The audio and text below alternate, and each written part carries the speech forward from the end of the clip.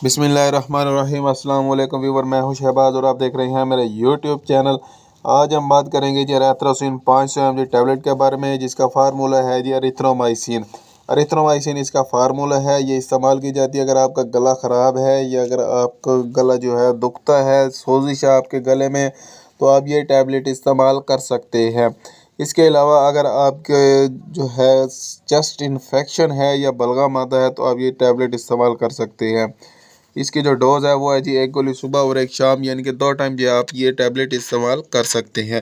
ये Indus pharma की product है जो कि बहुत ही बेस्ट है। इसके जो रिज़ल्ट है वो बहुत ही बेस्ट है, बहुत ही अच्छे इसके रिज़ल्ट हैं। ऐसी और मज़ीद इन्फॉर्मेटिव वीडियो देखने के लिए हमारे चैनल को सब्सक्राइब करें और साथ में बेल आइकन को प्रेस लाजमी करें।